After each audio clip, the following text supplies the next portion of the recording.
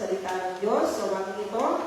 Ang ating pong mensahe ngayon ay ang kapangyarihan ng mga anak ng Diyos. Kung meron pong Bible dyan sa inyo, buksan niyo po sa Mateo chapter 13, 18 to 23.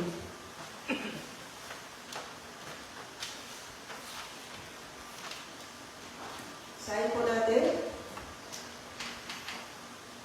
Mateo 13, 18 to 23. Makinig kayo at unawain ang kahulugan ng talinghaga tungkol sa mga hasik. Kapag ang isang tao ay nakikinig ng mensahe tungkol sa paghahari ng Diyos, ngunit hindi naman niya iyon inuunawa, siya ay katulad ng binhig na laglag sa daan. Dumarating ang masama at agad inaalis sa kanyang isip ang mensaheng kanyang napakinggan. Verse 20. Ang katulad naman ng binhig na laglag sa mabatong lupa ay ang taong nakikinig ng mensahe na agad at masayang tumatanggap nito. Ngunit, hindi tumitibo ang mensahe sa kanyang puso. Sandali lamang itong nananatili at pagdating ng mga kapighatian at pagsubok dahil sa mensahe, agad siyang tumatalikod sa kanyang pananampalataya. Verse 22. Ang binhi namang nahulog sa may mapikinig na halaman ay ang mga taong nakikinig ng mensahe, ngunit dahil sa pagkabalisa sa maraming mga bagay at pagkahumaling sa kayamanan, nawawala ng tuwang sa kanilang puso ang mensahe at hindi ito nagkakaroon ng bunga. Verse 23. At ang katulad naman ng binhing na hasik sa matabang lupa ay ang mga taong dumirinig at umuunawang mabuti sa mensahe. Kaya ito ay namumunga ng sagana, may tig-100, may tig-6 na po, at may tig-30 po. Amen. Sinasabi po ng Biblia na dapat tayong magkaroon ng espiritu ng pagkilala o nakakabatid na espiritu. O madalas po natin naririnig, magkaroon po tayo ng discerning spirit. Lahat po tayo pumupunta sa church dito every Sunday. Ang iba po sa atin talagang walang absent. Nakikinig po tayo ng mensahe. Hindi natin dapat po magkaroon ng maling pagkaunawa o misunderstand ng simpleng pakikinig ng message. Hindi po nangangahulugan na sinanggalan natin ng tama ang Diyos. Ang Biblia po ay nagpatotoo na hindi lahat ng pagsamba ay pinagpapala. Amen? Ang totoo po, hindi lamang po ang ilang pagsamba yung nabibigo. Di ba po may hindi acceptable worship? Hindi lamang po yung nabibigo na pagsamba yung hindi nakakatanggap ng blessing, kundi kahit po yung pagkabigo sa pagsamba, hindi lamang po blessing ang hindi nakatanggap, kundi meron pong parusa ng Diyos. Tinuturo po sa atin ng Biblia na hindi lamang kapag tayo ay nag-aalay sa worship, kundi kahit ang ating pong pagsamba ay ang nakakatanggap ng pagpapala, kahit na sabihin po natin nakatanggap tayo ng blessing o resulta po na mayroong resulta ng parusa. Pero kung po natin ma-misunderstand na hindi po lahat ng worship ay tinatanggap ng Diyos at nakakatanggap ng blessing. Amen? Marami pong tao nagkakaroon ng misunderstanding. Nagkakamali. Iniisip po nila na ang simpleng pagdalo sa church, ginagawa nila yung kung ano man po gagawin sa church. Ibig sabihin po, hindi po ibig sabihin na nagsimba ka sa church, gagawin na tayo dito anak ng Diyos. Magiging anak na tayo ng Diyos. Hindi po ibig sabihin na ang simpleng pagpunta natin dito sa church, ginagawa na tayong anak ng Diyos. Hindi po. Tandaan po natin, sinasabi po ng Biblia, sa lahat ng mga Israelita, mayroon po mga tunay na Israelita at peke na Israelite. So, ang mga pekeng Israelita, sila po ay hindi po tumutukoy sa mga dayuhan, kundi sila po yung mga Israelita. Israelite sila, pero bigo sila na naging tunay na Israelita. Amen? Israelita na sila. Pero bakit hindi sila tinawag ng tunay na Israelite? Kasi bigo sila na naging tunay na Israelita. that ako ni Abraham. Ako na ako ni Abraham. Pero sinasabi po ng Biblia, mayroong tunay at huwag peke na mga inapo ni Abraham. Ang mga peke na inapo ni Abraham, sila po ay hindi dayuhan. Kung sila Israelita, pero nabubuhay sila bilang, hindi po bilang mga tunay na Israelita. Kaya po, lahat ng mga Israelita, tumanggap po sila ng pagtutuli. Ayon po yun sa kasunduan ng Diyos. Tapos pinagmamalaki nila na sila ay tuli na. Pero sinasabi po ng Bible, ang tumanggap ng pagtutuli sa laman, pero hindi sa kanilang puso, sa kanilang pananampalataya, hindi pa rin maaaring pumasok dun sa sinasabing blessing ni Abraham at hindi pa rin sila tunay na Israelita. Amen? Kasi sa laman lang sila, hindi sa puso. Sa lumang tipan, marami pong propeta sumuway sa pagsabing inaalay nila. Di ba? Marami pong prophet, sinuway nila yung pag-aalay nila sa templo. Mali. Ito po ay dahil ang kanilang pagsabay, hindi tungkol doon sa pagtupad sa kalooban ng Diyos. Kundi, ang paraan nila ay sa sarili nila, para lang sila ay masiyahan. At yung personal nilang ninanais ay matupad. Alam niyo po ang Biblia, nakikilala sa pagitan ng kung ano ang totoo at kung ano ang hindi totoo. Dahil sinasabi ko ng Bible, this is true, truth, ito ay hindi. Kung hindi po natin makikilala, madi-discern, ay sinasabi ko dito, dapat magkaroon tayo ng discerning spirit, espiritu ng pagkilala. Kung hindi po natin madi-discern sa ating buhay, kung nabibilang ba talaga tayo sa Diyos o hindi, tulad po na tinuturo sa Bible, kulang tayo sa kakayahan, gawin ang mga bagay. Kung gayon, ibig po sabihin, nabubuhay pa rin tayo sa labas ng espiritu ng Bible. Ibig sabihin, wala tayo doon sa espiritu. Ano ang espiritu ng Bible? Kailangan po natin ng discerning spirit. Amen? Spirit of nakababati. Isa po yan sa fruits, gifts ng Holy Spirit. Marami pong tao ang sobrang nagbibigay. Ini-emphasize po nila yung idea na, ang Diyos ay pag-ibig, mahal ka ng Diyos.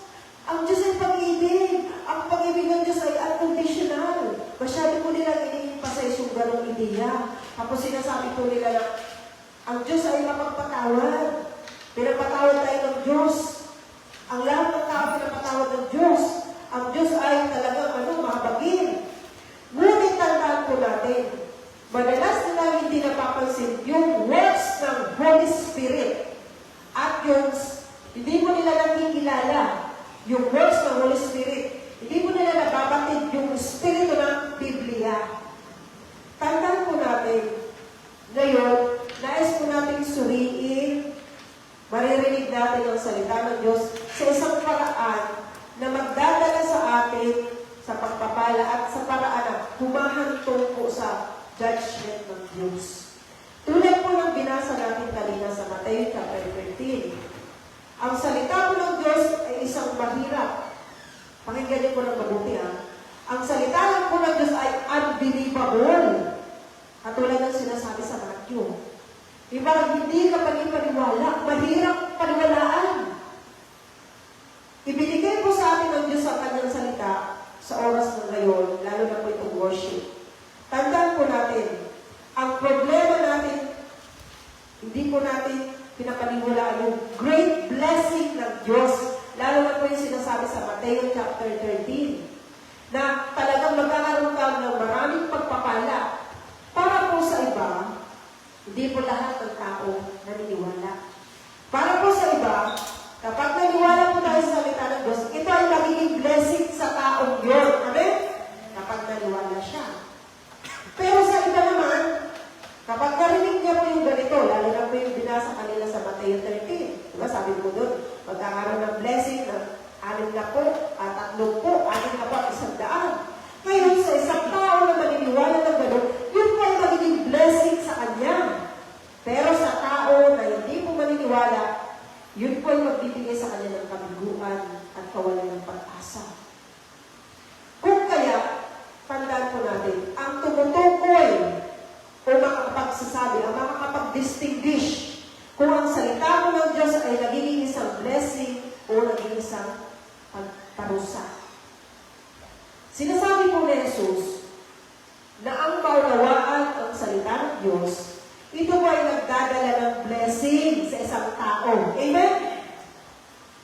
Ibig sabihin po, kung naririnig natin ang salita ng Diyos, ngunit hindi natin ito nauunawaan. Lahat naman tayo ngayon, nakakarinig, wala naman atang bigay dito. So, ibig sabihin, naririnig natin lahat ang salita ng Diyos. Pero, nauunawaan ba natin? Sinasabi po dito, kung naririnig natin ang salita ng Diyos, ngunit hindi natin ito nauunawaan, ito pa hindi magiging isang blessing sa iyo ngayong umaga. Amen? Ang maunawaan ang salita ng Diyos ay hindi lamang ibig sabihin maunawaan ng kwento intellectually sa ating isip lang. Ibig sabihin, sa Mateo 13, ang salitang unawain ay nangangahulugan ng paniwalaan mo, paniwala ka. Amen? Yun po ang ibig sabihin ng understanding. Sinasabi po ng Diyos sa Mateo 13, unawain ninyo ang parabola na ito. Ibig sabihin, paniwalaan mo. Marami pong tao kiniklaim na naunawaan nila ang salita ng Diyos sa level ng kanilang kaalaman. Ngunit, ang tunay pong pag-unawa, ibig sabihin, maniwala ka, paniwalaan mo yung salita ng Diyos. Amen? Ibig pong sabihin nito, kapag ang salita ng Diyos ay umabot sa ating puso at tayo na, tapos tumugon tayo ng amen, ibig sabihin na naunawaan ko. Amen? Ang maunawaan ko ang salita ng Diyos, ibig sabihin, paniwalaan mo. Ang paniwalaan ng salita ng Diyos, ibig sabihin, ipapahayag ng ating puso at magsasabi tayo ng amen. Ngayon, alam mo ba kung ano ibig sabihin ng salitang amen sa Bible? Ibig kong sabihin ng salitang amen sa salita ng Diyos, dinidinay mo lahat ng iyong sariling ideya, kaisipan, tapos ipapahayag mo na tanging salita lamang ng Diyos ang katotohanan. Kung sinasabi po natin amen, pero patuloy pa rin pinanghahawakan natin yung ating sariling pamantayan, standard. Pinanghahawakan pa rin natin ating sariling plano. Pinanghahawakan pa rin natin ating sariling kagustuhan, ninanais. Ang pagsabi po natin ng amen ay fake. Nagsasabi lang tayo sa ating labi. Alam niyo po, nadi-distinguish ng Bible, sinasabi po ng Bible kung ano ang totoo at kung ano ang hindi totoo. Gayun din po, dapat din natin makilala between truth at hindi tunay. Amen? Ngayong umaga, habang nakikinig po tayo ng mensahe ito, dapat po natin makilala between doon sa tunay na nakikinig ng salita ng Diyos at hindi sa tunay at yung hindi tunay na nakikinig ng salita ng Diyos na sinasabi po sa Mateo chapter 13. Kung tunay po tayo nakikinig ng salita ng Diyos, kung gano'n, number 1, maunawaan po natin ang salita ng Diyos. Pangalawa, ang maunawaan ng salita ng Diyos, ibig sabihin, maniwala tayo dito. Pangatlo, ang maniwala sa salita ng Diyos, ibig sabihin, dinidinay natin yung ating sariling ideya, plano. Tapos ipapahayag natin na only the Word of God is true. Amen? Para po sa ganitong tao na may ganito na natunawaan ang salita ng Diyos, ibig sabihin po, pinaniwalaan ang salita ng Diyos, dininay niya yung kanyang sariling ideya, ibig sabihin ito kung taong ito, siya po ay magiging isang pambihirang pagpapala. Kaya nga sabi po sa Bible, sinasabi kanina na ang Word of God ay unbelievable. Parang, totoo ba na magkakaroon ng 100, 60, 30? Di po ba? Kung sa ating sariling pamantayan, paano? Maniwala po tayo sa salita ng Diyos. Amen? Ngayong umaga po, dahil gusto po natin ng blessing, wala namang tao. Walang sino man sa atin ang hindi gustong tumanggap ng pagpapala ng Diyos. Amen? Amen po ba? Ngunit, paano? Gaano tayo? Parang kawawa daw tayo. Sabi ko dito, kahabag-habag tayo. Kung hindi mo natin matatanggap ang pagpapala ng Diyos, iyon po dahilan kung bakit tayo nakikinig, kung bakit gusto natin makinig, gusto natin maunawaan, kasi gusto natin ng blessing. Sinabi po ni Jesus na tumatanggap ng pagpapala ng Diyos ay ang mga taong nakakaunawa sa salita ng Diyos. Ibig sabihin, naniniwala sila dito, ang paniniwala mo sa salita ng Diyos, ibig sabihin, maunawaan na at maniwala po siya dito at ipaubaya na lahat, tanggalin niya lahat ng kanyang kaisipan, plano, at kilalanin niya na ang salita lang ng Diyos, yung truth, at yung truth na yun ang makakapagbigay lang sa kanya ng blessing. Amen? Yun lang yung way para makapagbigay ng blessing. Alam niyo po, dumadalo tayo sa church, nakikinig tayo ng salita ng Diyos, unawain po natin yung sermon na umaga. Maniwala po tayo na itong sermon na to, ito po yung bilang truth na totohanan ng Diyos. Nang sa ganun, ito pong salita ng Diyos ay maging malaking blessing sa atin. Sabi nga kanina, dalawa lang. Kung paniniwalaan mo, ikaw na tao ka, blessing to sa iyo. Pero hindi mo na paniniwalaan, magiging parang kabigatan to sa iyo. Kasi paano ba ito? Maniwala mo tayo sa salita ng Diyos. Hindi ang ating sariling kaisipan.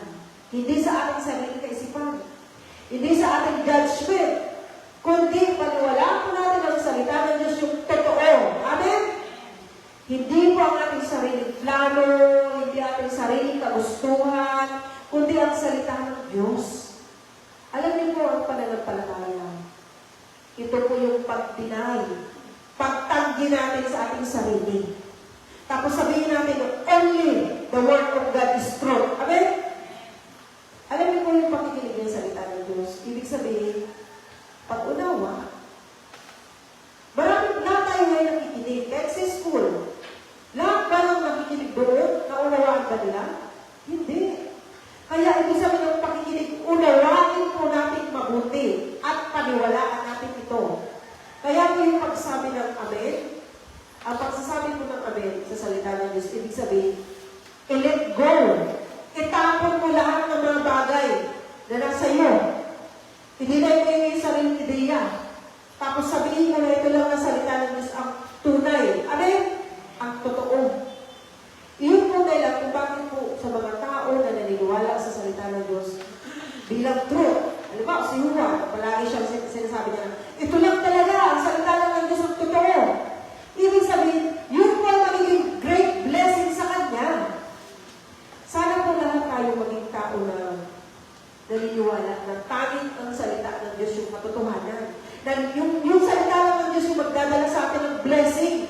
Wala nang ibang paraan. Amen? Alam niyo po yung salita ng Diyos ay tunay na isang sinasabi niya unbelievable. Mahirap mailarawan. Mahirap ipaliwanag. Yung blessing na sinasabi ng Diyos. Lalo na po sa Matthew chapter 13. Sinabi po ni Jesus sa 13 na ang nakikinig at nakakaunawa sa salita ng Diyos ay magbubunga ng 30, 60 at 100 ulit. Pero tandaan po natin sa mundo, dito sa mundo, yung pagkamit, yung makuha yung 30, 60, 100 beses na resulta. Ito po ay, ibig sabihin, ito po yung ating tinanim. Di ba? Sa ating tinanim. Kung ano pong yung in-invest. Isipin po natin, nagpalaki tayo ng isang manok. Lalo po natin maulawan itong sinasabi ng 30, 60, at 100 na blessing. Halimbawa po, nagpalaki tayo ng isang manok. At ito ay dumami ng 100 manok o kahit po naging 30 na manok. Isipin niyo po, nag-invest kayo ng 100 pesos. Tapos kumita siya ng 10,000 pesos o kaya 3,000 pesos. Di po ba? Parang gano'n. Practical. Kaya nga ngayon, marami po na-scam sa investment eh. Kasi, mag-invest kayo ng 1 naniniwala ang mga tao. Ngunit tandaan po natin, ang salita ng Diyos ay hindi lamang tumutulong sa material na pagpapala. Amen? Kasi itong 100-fold, 60-30, thinking natin materially. Doon po tayo nakaisip. Ito pong sinasabi na blessing na sinasabi ng Diyos, hindi lamang po material. Ito po yung magdadala sa atin ng malaking blessing sa isang tao, sa buhay ng isang tao, sa anumang aspeto ng kanyang buhay. Amen? Hindi lang po material, hindi lang pera. Ito po sinasabi ng Bible, hindi lang po material na blessing, kundi ito po sinasabi ng Mateo, ito po yung blessing na magdadala sa bawat tao, sa bawat aspeto ng kanyang buhay. Ano ba ang aspect ng buhay mo? Social, mental, physical, spiritual, emotional, financial. Kapag ginawa po natin ang lahat ng bagay sa loob ng salita ng Diyos, mabubuhay tayo, magkakaroon tayo ng isang pinagpalang buhay. Ito yung sinasabi ng Mateo. Amen? Kasi tinitingnan lang natin, material. Kahit po sa pag-aaral, mga estudyante, kung ikaw ay nag-aaral na may pag-unawa sa salita ng Diyos, na nagsasabi ng Amen, at naniniwala sa pananampalataya, tatanggap ka rin ng isang dahil-dahil ng timpala doon sa pagsisikap mo sa iyong pag-aaral. Amen? Kahit doon sila nagtatrabaho, ibig sabihin, tatanggap sila ng 30, 60, 100 doon po sa pagsisikap kung gaano sila katapat, maging masigasig sa kanilang pagtatrabaho. Amen? Pero, kung tayo po ay nag-aaral na walang pag-unawa sa salita ng Diyos, na hindi rin po tayo nagsasabi ng Amen, walang pananampalataya sa salita ng Diyos, tayo po ay mabibigo sa bandang huli. Akala natin ngayon okay pa lang. Pero sa bandang huli, fail. Pareho po, kung isasagawa po natin sa pag-araw-araw na buhay. Di mo ba everyday, doon tayo nagkakaroon ng struggle. Struggle sa trabaho, struggle sa pag-aaral, struggle sa buhay ng nanay, o ano pa man. Ibig sabihin po, kung isasagawa natin sa ating araw-araw na buhay, kung sisimula natin ang araw sa pamagitan ng pakikinig ng salita ng Diyos, pag-unawa dito, pagsabi ng Amen, paniniwala dito, ang ating po mga pagsisikap sa buong araw ay magbumunga ng 30, 60, 100 bahay na resulta. Amen? Na ginagawa mong isang makahulugan, at produktibong araw, ang araw na yun. Amen? Napapansin niyo po ba, pag sa umaga, pag inunan natin ang ating mga personal na ginagawa, hindi po tayo nagbasa ng Bible, hindi po tayo nagdalangin. Magulo, hindi produktibo. Isa po sa pinakamasakit at nakakalungkot na katotohanan sa buhay natin, kapag ang ating mga pagsisikap ay hindi nagbubunga ng inaasahan natin mga resulta, di po ba? 4 na taon kang nag-aral, 4 na taon kang nagsikap, 5 taon sa trabaho, whatever, pero hindi po natin nakuha yung resulta na gusto natin. Nagtatrabaho tayo ng gusto. Ngunit nakikita natin ang ating sitwasyon ay mas lumalala, karoon spiritual problem, physical problem, mas lalo kong nagiging mahirap. Nagsisikap tayo, ngunit hindi natin natatanggap ang mga resulta. Income, ating inaasahan. Nangyayari ito kapag nararamdaman natin na nawawala na tayo ng pag-asa. Bakit?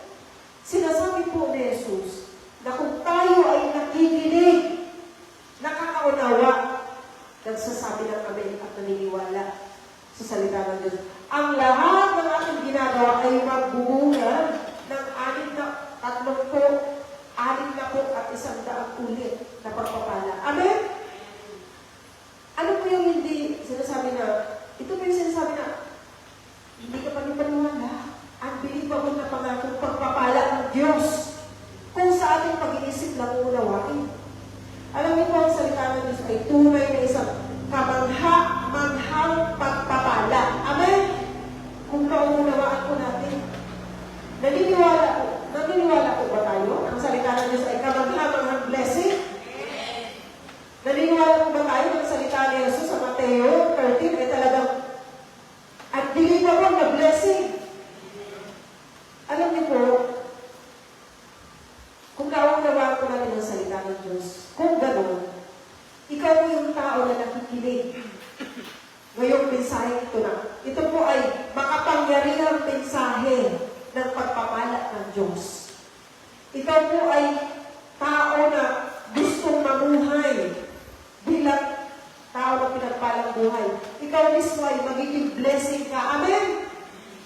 Pangako naman po talaga ng Panginoon na maging blessing tayo.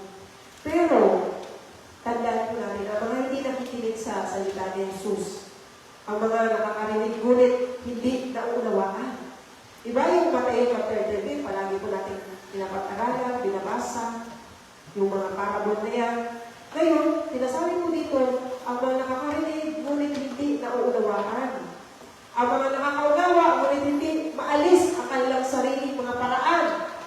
Nabibigo na magsabi ng Amen.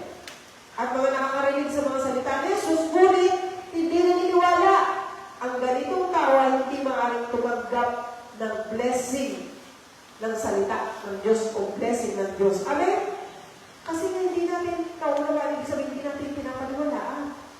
Sinasabi mo na naway tayong lahat ay makinig, maunawaan, magsabi ng Amen. Maniwala tayo sa salita ng Diyos, huwag tayo pa ay mabuhay bilang mga anak ng Diyos. Amen? Na napapaligiran ng malaking blessing. Alam niyo po, bakit po ang isang empleyado umaalis sa isang kumpanya? Kasi hindi niya makuha yung resulta na gusto niya. Di po ba? Bakit? May problem? Ganun din po. Bakit sa isang Christian life? Ako minsan nagtingin ko, bakit ito palipat-lipat ko ng church? Ibig sabihin, hindi niya makuha yung gusto niyang resulta doon sa church na pinupuntahan niya. Hindi po church ang may problem. Tayo ang may problem. Amen? Ang katotohanan po, tumatanggap ng malaking blessing. Ibig sabihin po, ang Diyos po talaga ay gusto niya tayong bigyan ng malaking blessing na nagbubunga ng isang daang ulit, 6 na po at 3 po. Hindi lamang tungkol po sa mga material na resulta. Amen? Ibig sabihin, ang nakakarinig, nakakaunawa, nagsasabi ng Amen, naniniwala sa salita ng Diyos, binibigyan ng Diyos ng kapangyarihan ng Diyos upang anihin niya yung 100 na bunga mula sa isang sanga. Alam niyo po, ibig sinasabi po dito, gaano daw maraming sanga ang dapat mayroon ng isang puno para makuha niya yung 100 na bunga? Ang bilang ba ng mga bunga tumutubo sa isang sanga? O depende po sa uri ng bunga? Halimbawa, may isang puno na kaya mag-bear ng 100 fruits. Di po ba? Pero isang sanga na kaya mag-bear ng 100 fruits. Pero isang bagay po ang malinaw. Dapat po, sinasabi dito, dapat mayroon tayong maraming mga sanga upang magbunga tayo ng 100 na bunga. Bukod pa rito, ang puno mismo ay dapat na sapat na malakas upang magbunga ng 100 na bunga. Ang isang masamang puno ay hindi maaaring magbunga ng mabuting bunga. Ang isang mahinang puno ay hindi maaaring magbunga ng maraming bunga. Ibig pa lang sabihin, dapat pala marami tayong sanga. Di lang pala isang sanga. Kapag pinag-uusapan ko yung great blessing ng isang daang ulit, 6 na po at 3 po, halimbawa po sa sinabi ko kanina, mayroong isang manok. Para sa isang manok, para po siya ay dumami ng 100 o kahit 60 o 30, kailangan po ang manok ay dapat pa malakas o mahina. Dapat po ang manok ay malakas. Wala po siyang sakit at hindi po siya mahina. Malinaw po na dapat ang manok ay malakas at malusog para dumami. Amen? Ibig sabihin po, ang salita ng Diyos, sinasabi po ni Jesus, Ang salita na nagbibigay sa atin, ito po yung salita ng Diyos na nagbibigay sa iyo ng kapangyarihan para maging successful ka. Amen? Kapag narinig natin ang salita ng Diyos, ito ba ay nagiging ating lakas? Nagiging lakas natin. Kapag narinig niyo ang salita ng Diyos, nagiging lakas po ba ninyo? Nagpapalakas ba ang salita ng Diyos sa atin? Ano po rin ang lakas? Ang lakas na ito po yung lakas para tayo ay magbunga ng isang daan, ating nakuha at ulit. Ito po yung binibigay sa atin ng salita ng Diyos, ibig sabihin kapangyarihan para magkaroon tayo ng bunga. Ang salita po ng Diyos ay isang pagpapala na nagdadala at nagbibigay ng kapangyarihan. Amen? Kaya kapag naniwala ka sa salita ng Diyos, maaari ko lang natin sabihin sa Filipos 4:13, o madalas, kinukot natin ito. Sinasabi ko dito, magagawa ko ang lahat ng bagay sa pamamagitan niya, ni Kristo, na nagpapalakas sa akin. Amen? Alam niyo po, ang mga tumatanggap ng kapangyarihan ng Diyos, sila po yung mga tao na natatapos, na-accomplish ang lahat ng bagay ayon sa pagkilos ng kapangyarihan bigay ng salita ng Diyos. Amen? Ang mga nakakarinig, nakakaunawa, nagsasabi ng Amen sa salita ng Diyos, sila po yung mga tao na hindi nakatali sa kanilang sariling limitasyon. Hindi sila nananatiling nakakulong sa loob ng kanilang sariling pananaw dito sa mundo, kundi nilalagay ang layunin ng kanilang buong buhay sa mabuting gawain ng Diyos. Totoo po, kung iisipin natin, kung ang ilalagay natin na pag-unawa natin sa Mateo 13, yung pag-unawa ng mundo, pag-unawa natin, hindi talaga magiging totoo yung 160 at 30. Paano? Ang sinasabi ko dito, huwag tayong manatili dun sa sarili nating limitasyon. Amen? Una, maniwala na ang mga nagtitiwala sa salita ng Diyos ay tumatanggap ng kapangyarihan para isagawa ang mabuting gawain ng Diyos. Amen? Kaya hindi tayo ang magagawa.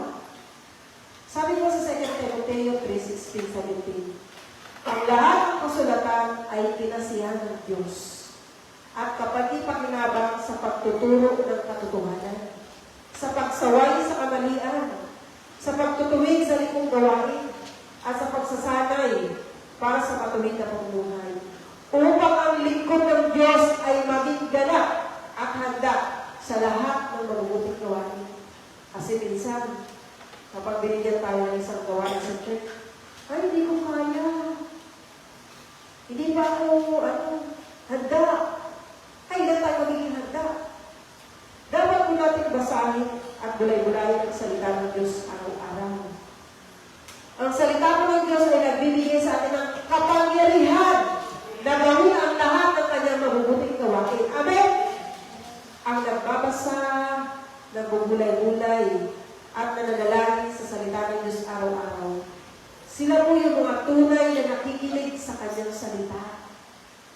Nauna, inuunawa ito at nagsasabi ng Amen at naniniwala dito.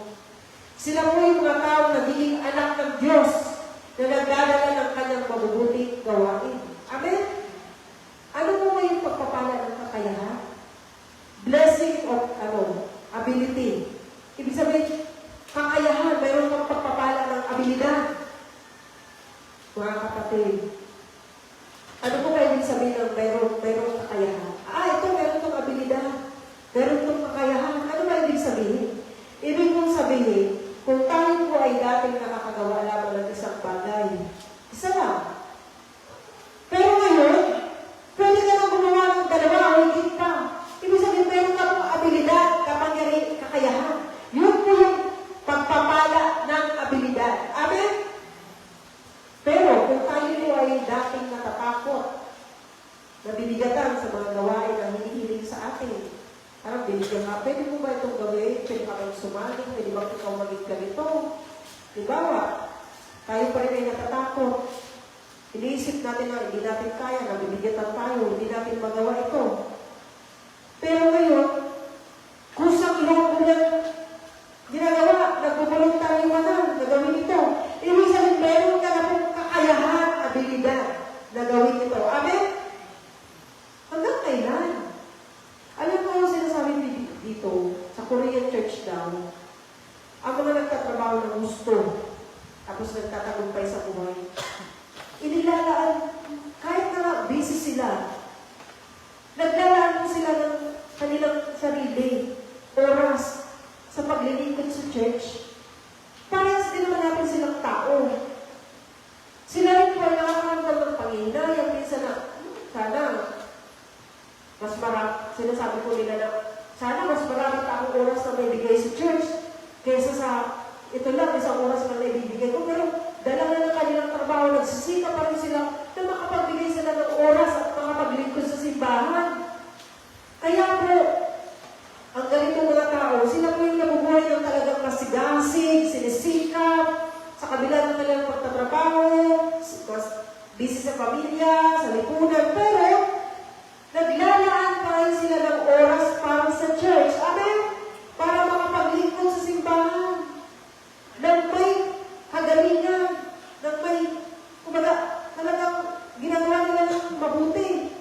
Alam niyo ang mga tao ito, sila po yung nagbabasa ng salita ng Diyos, taimtim na nagdarasal, masigasig, aktibong nakikisali, sa pag-aaral ng Bible. Sinasabi po dito, tayo po ba iba sa kanila? Hindi ba ito parang kakaiba? Iba po ba ito sa atin o ordinary lang ito? Bakit po tayo mga taong busy? Busy tayo sa lipunan, busy sa pamilya, busy sa trabaho. Bakit sila po? Sila yung mga sinasabi, Korean o mga ganitong tao. Bakit ngayon daw sila ay busy sa trabaho, sa pamilya, sa society? Pero bakit nagagampanan pa rin nila yung kanilang responsibilidad o naglilingkod pa rin sila sa church? Alam niyo po, sinasabi po dito na ang church, isang lugar kung saan yung mga tao na matagumpay, sila yung mga naglilingkod, sila yung nandun sa church. Ang simbahan pa isang lugar kung saan ang mga may kakayahan, gumagawa sila doon, nagtitipon sila para gawin ang mabuting gawa ng Diyos. Amen? Kaya lang minsan nakakalungkot talaga. Talagang, minsan, busy ako. Gagawin iba yung pupuntahan ako. Di po ba? Sinasabi po dito na, kung hindi pa rin tayo yung tao na may kakayahan, na maaaring gampanan ang maraming gawain. Kung gano'n, bakit po natin kung, alimbawa, kung tayo daw yung tao na may kakayahan na tayong gampanan, yung gawain. Pero bakit tumatanggi tayo kapag tayo ay binibigyan ng isang gawain? Na isang gawain sa church, o kaya pag mayroong mga programa, bakit tumatanggi tayo? Bakit meron po tayong dahilan tungkol sa mga sitwasyon ng ating buhay?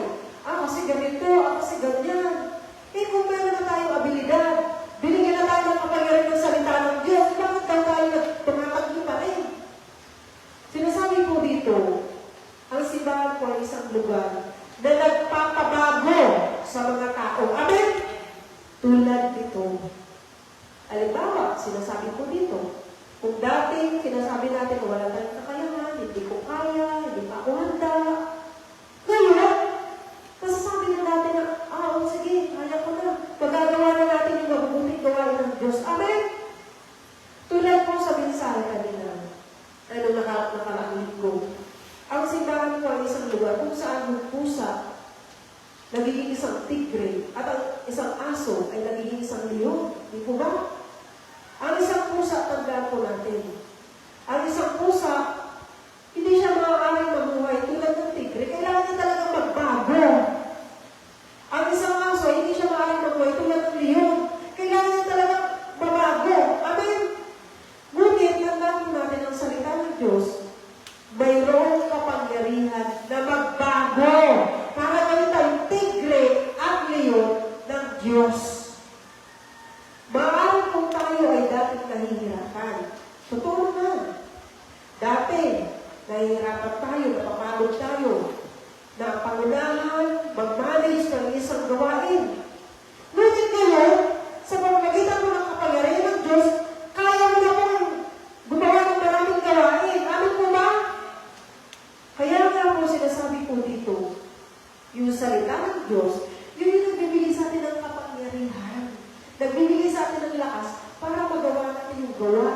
Diyos. Sa pamagitan po ng kapangyarihan ng Diyos, tayo po ay doon tayo makakapangmunga ng 100, 60 at 30 ulit. Sinasabi po dito na sana, naway, lahat tayo po ay maging tao na nakikinig ng salita ng Diyos. Ibig po sabihin nakikinig, naniniwala, inuunawa at naniniwala at nagsasabi ng Amen. Amen? Ulitin po natin basahin yung Mateo 13. Sinasabi po dito na sana tayo po ay isang tao na naniniwala, na nagsasabi ng Amen sa pamamagitan ng pananampalataya, tumatanggap ng mga hamon, ng challenges. Iyon kaya dahil kung bakit sinasabi ko ng Bible na ang pananampalataya na walang gawa ay patay. Ibig kong sabihin, kung tayo pa ay naniniwala, i-challenge daw po natin ating sarili. Kasi ito po yung dahil kung bakit sinasabi po natin na naniniwala ako, pero hindi daw tayo kumikilos. Ito po yung pananampalataya na walang gawa. Ito po ay patay na pananampalataya. Nung nakaraang linggo po, nabanggit ko po sa inyo na tayo po ay gagawa ng plano o meron po tayong pinaplano na gawin po natin alagad o isang mabuting, magaling na tagapagsalita o gawin natin mga leon at tigre, yung mga kabataan at yung mga bata. Sinasabi po dito na yung mga yun, hindi lang po yun, tayo lahat. Pumili po tayo ng isang bata na ititraining natin na maging isang leon at tigre na matapang na mangaral ng salita ng Diyos. Amen? Sa pamagitan po ng binigyan po tayo ng babasahin. Ang gagamitin po natin newsletter ng children. Yun po yung gagamitin natin para i-training natin isang bata na target natin ay pag-train natin para ibahagi sa kanya yung newsletter, gawin siyang isang magaling na evangelist. Amen? Sabi nga kanina sa Diyos, sa World News, kailangan yung susunod na henerasyon, yung leader na susunod na henerasyon, siya ay may takot sa Diyos, kilala niya ang Diyos Kristiyano. Amin po ba? So, kaya natin sisimulan. Ngayon, sa pamagitan po nitong mga batang ito, itong newsletter, subukan po natin na gawin silang mga magaling na tagapagsalita ng Panginoon, ng salita ng Diyos. Alam niyo po, ang gawain ito, hindi lang para sa kabataan, kahit sa ating mga matatanda na. Lahat po ng miyembro ng ating church, pumili po tayo, kahit po anak niyo mismo, kapitbahay niyo, o kaya po, magbukas tayo ng isang grupo, o kaya maghanap tayo ng mga kabataan o bata, kahit hindi po sila pupunta pa dito sa church, gawin po natin training, gamitin po natin ang newsletter ng children, para ibahagi ang salita ng Diyos at i-training sila na mag-isang matapang na tagapagpahayag ng salita ng Diyos. Amen? Sabi nga, huwag po natin silang gawin mga pusa, maghuhuli lang ng daga, gawin natin sila mga aso na gusto lang dumila ng mga buto, kundi gawin natin silang tigre at leon na matatapang na papahayag ng salita ng Diyos. Kaya po, sa darating po na last Sunday ng March, pag-usapan po natin kung paano po natin isagawa ang programa ito, kung paano po natin ipapatupad yung programa ito na bawat isa po sa atin ay mayroong iti-training. Ay, hindi po bata, kabataan o bata. Kung maghanap po tayo, ngayon pa rin pag-pray po natin yung pangalan ko. Wala ka pa pong pangalan, wala ka pong prospect, pag-pray po tayo para bigyan tayo ng Panginoon. Tandaan po natin ang salita po ng Diyos ay isang salita na malaking pagpapala. Amen? Ito ay isang salita ng kapangyarihan na nagbubunga, na magbibigay sa atin ng bunga ng 100 ulit, 6 at 30.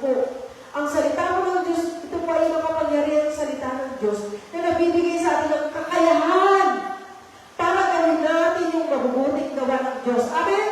Para pamahalaan natin yung maraming bagay. Kaya nga po ako minsan sinasabi ko, hindi ba maging taga-upo na lang ako? Parang naisip ko, no? Itong mensahe na yun. Kung binigyan ka ng Diyos na kapangyarihan ng salita ng Diyos, kaya mong pamahalaan ang maraming bagay, hindi lang isa, dalawa. Amen? Sabi nga po kanina,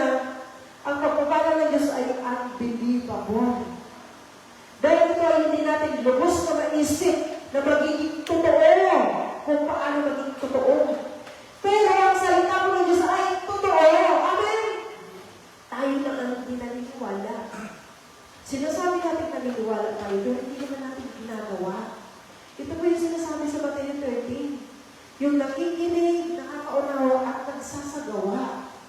Naway po tayong lahat sa simbahan ito, tayo po yung tao na makinig, church member, na makinig ng salita ng Diyos, maunawaan natin ito, magsabi tayo ng amen, maniwala tayo dito, upang sa ganun tayo po ay maging ganap, tunay, na isang tao na gumagawa ng mabubuting gawa ng Diyos. Amen? Sinasabi natin, Lord, tulungan mo ako na magawa ng mabubuting gawa ng Diyos. Ito po yung start. Mag-pray tayo ng isang pangalan ng bata. Para gawin natin, i-training natin siya. Ang gagamitin po natin Sunday letter ng children. Ang pananampalataya po, ang ating tagumpay. Amen? Kung gaano mo sinasabi ko sa salita ng Diyos, kung gaano ba tayo naniniwala sa salita ng Diyos. Sinasabi mo sa Bible, tumutugo ng Diyos ayon sa ating pananampalataya. Amen? Ang kapangyarihan ng mga anak ng Diyos ay salita ng Diyos. Salita ng Diyos ang kapangyarihan natin. Kaya natin nagagawa itong mga mabuting gawa dahil sa kapangyarihan ng salita ng Diyos. Amen? Kaya na nagiging matagumpay sa field na yung ginagawa. Dahil sa salita ng Diyos. Tandaan po natin. Sabi nga, ang mga tao naniniwala, paminsan ngayon, sino yung mga tao pagpapalaya ng Diyos? Yung mga tao hindi maniniwala dito, ito yung nakakaramdam ng nagiging burden. Magiging parang isang kabigatan yung message ngayon. Tandaan po natin, ang kapangyarihan ng mga anak ng Diyos ay salita ng Diyos. Kaya basahin po natin yung Bible. Unawain po natin Matthew chapter 13. Ulit-ulitin po natin basahin. Pag sinabi po, makinig. Ibig sabihin ng makinig, unawain at paniwalaan. Amin po ba? Naway po sa umagang ito, ay naunawaan po natin kung ano po sinasabi na tayo po ay mga makapangyarihang anak ng Diyos. Ang kapangyarihan po ng anak ng Diyos ay salita ng Diyos. Amen? Tayo po lahat ay manalangin.